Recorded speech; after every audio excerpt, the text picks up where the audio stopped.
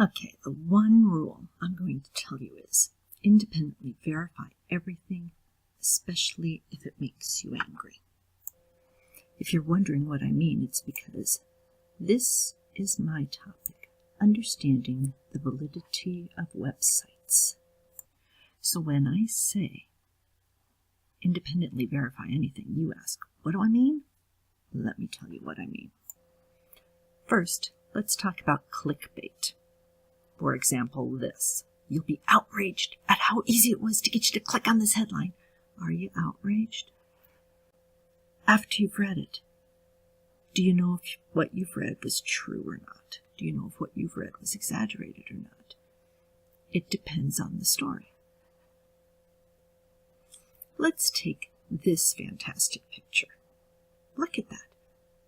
The tree grew around the bicycle. It's incredible, isn't it? I don't know about you, but I want to find out more about that bike in the tree. So I did some digging around, and look, a boy left his bike chained to a tree when he went away to war in 1914. He never returned, leaving the tree no choice but to grow around the bike.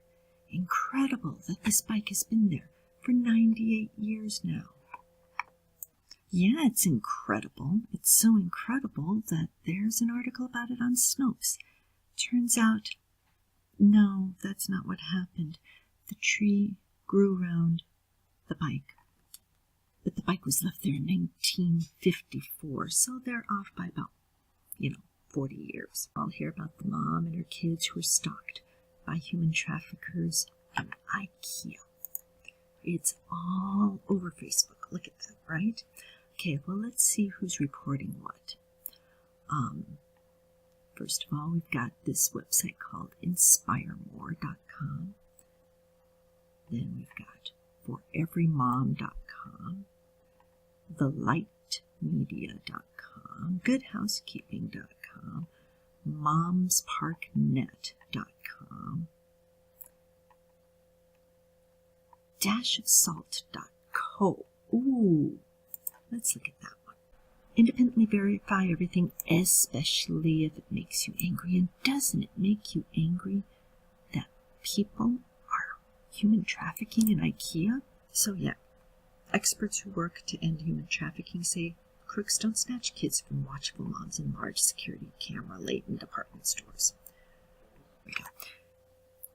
Here we've got why a mom's Facebook warning about human traffickers hurts sex-trafficked kids.